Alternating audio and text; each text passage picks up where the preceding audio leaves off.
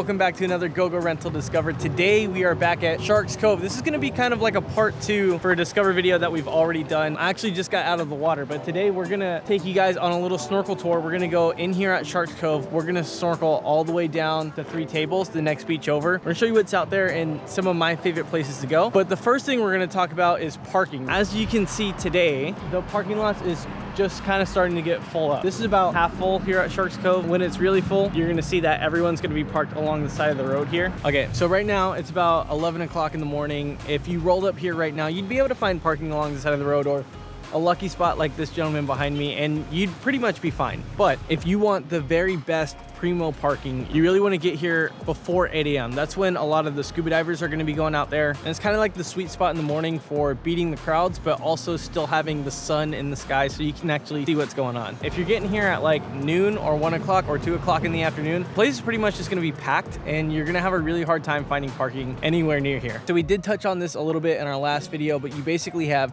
the main Sharks Cove area over here. You have the tide pool area sort of thing behind me, and you have 3 Tables down that way, and then you have all the outside reef back there. These tide pools, you can see people out there right now. Right now it's low tide. At high tide, most of this sandy area will be covered. People really do like this little tide pool area, but I don't. The rocks here are super sharp, the water very shallow, but over here in sort of the middle is where there's a cut through in the rock, and that's where most of the water comes in and out.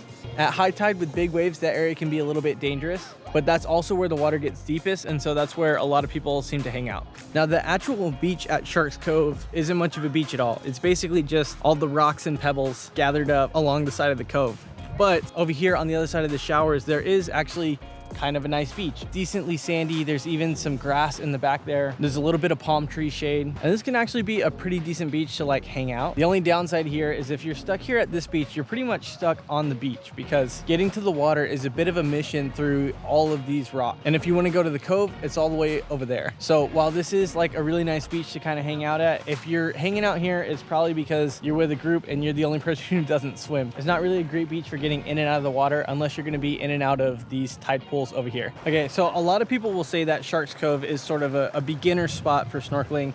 I would say it's more of like an intermediate spot for snorkeling. The biggest problem with Sharks Cove is the rocky entry over here. And for a lot of people getting in and out, it can be a little bit tricky to sort of find your footing. Most of the rocks are smoothed over, but those ones are also normally slippery. And you don't really find waist deep water until you're kind of out past where the big boulders are, which means you got about 50, 75 feet of walking through all that before you get to the point where most people are gonna lay down and start swimming. That's not a huge deal, but basically before you come here, you wanna be comfortable with your gear because it takes so much effort to get in and out of the water. It can kind of ruin your day to go through all that, figure out your mask is a little bit leaky, or let's say you're a family and you got a couple small kids with you. This probably is not going to be the first place you want to put them in the water with a snorkel. So while yes, it is true that the cove itself is relatively shallow, protected water, pretty decent snorkeling for beginners, this really is not the beach where you want to be testing out snorkeling equipment for the first time. People who are really going to get the most out of this are the pretty hardcore free divers and the scuba divers, because right out there where the channel opens, the water goes from like 20 feet to about 40 or 50 feet deep. There's all kinds of sea caves out there. That's where we're going to be spending most of our time today, and that's a lot of what Sharks Cove is kind of famous for. Okay, so enough about that. Let's get in the water. Today we're pretty much going to skip straight over the actual cove part of Sharks Cove, but something I just wanted to show you guys here is because I got here so early, it's about 8 o'clock now when I'm getting in the water. The water here in this shallow cove is a little bit more clear than it normally is, and that's because all the dust and sand hasn't been kicked up yet by hundreds of people walking through here. So if you know for a fact that you want to spend a lot of time in this little cove area, it's naturally going to be just a little bit murkier than the waters outside the cove. My advice again for the best visibility is to come here early. Okay, and right now we're pretty much at the entrance to the cove. Here the water's about 20 feet deep. There's a couple cool ledges and things that you can swim under. Most of the fish that you're gonna have like really close encounters with are probably gonna be inside the cove. Outside the cove, those fish that are living in the 20, 30 feet water, they can be a little bit more skittish and they kind of like to keep their distance.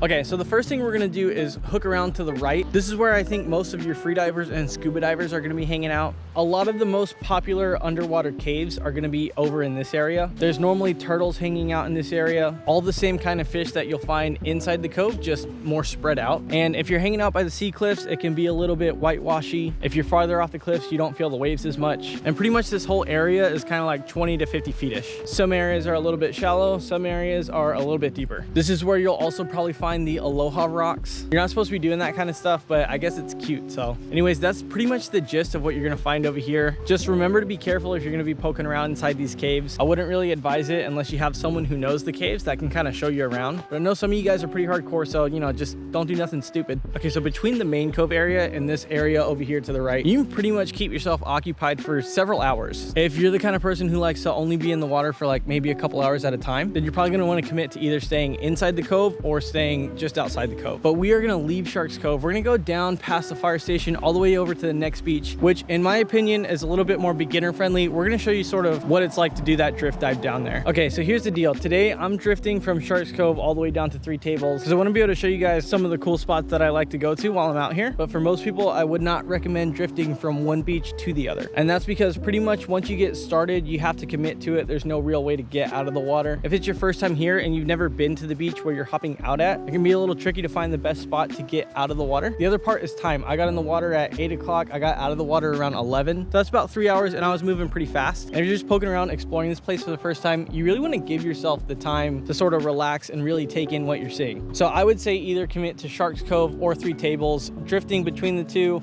probably not the best idea. But if you do decide to do it, the area between Sharks Cove and Three Tables is pretty much just an extension of the cliffs going down into the water. Lots of really big ledges, a few caverns. There's some tunnels and sea caves over here too, but the most popular ones are back on the right side of Sharks Cove. And generally, in my opinion, there's gonna be a little bit less fish. Just be careful peeking under some of these ledges and caves because sometimes you'll find white-tip sharks sleeping in there during the day. Also, if you're gonna be out here in the open water, you're probably gonna wanna have a dive flag and a buoy. Now, these are actually required by state law. I'll flash those up on screen for you.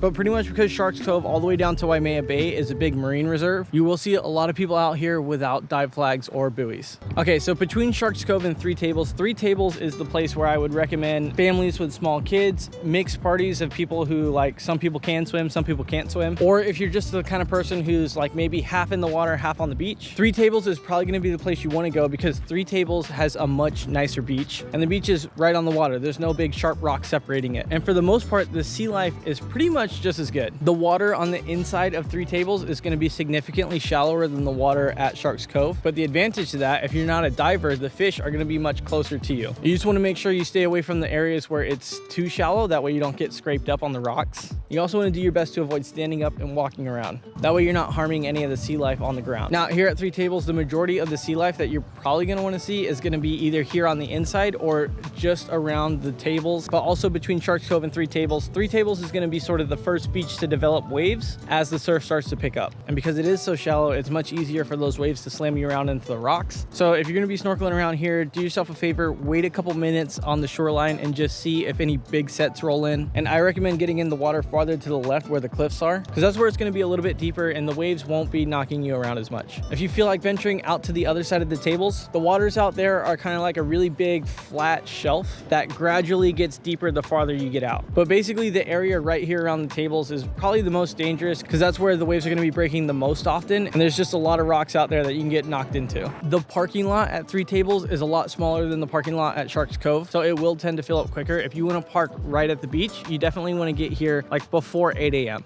The only real downside to Three Tables is there are no beach showers, so if you want a freshwater rinse after, you got to go back to Sharks Cove, which is what I did. And if that's the case, then you're probably going to want to park closer to Sharks Cove. That way when you come out of the water, you can just head right over to the beach showers and you should be a lot closer to your car. Okay, that is pretty much it here for Sharks Cove. Hopefully that gives you a really good idea of what you're getting into when you're coming out to a place like this. If you found this information useful, please give the video a thumbs up. If you have any questions, leave them down in the comments. And if you're looking for other stuff to do in the North Shore while you're up here, check out this next video as part of our big Circle Island adventure series. This one is all about the North Shore and all the things that we recommend people do while they're up here.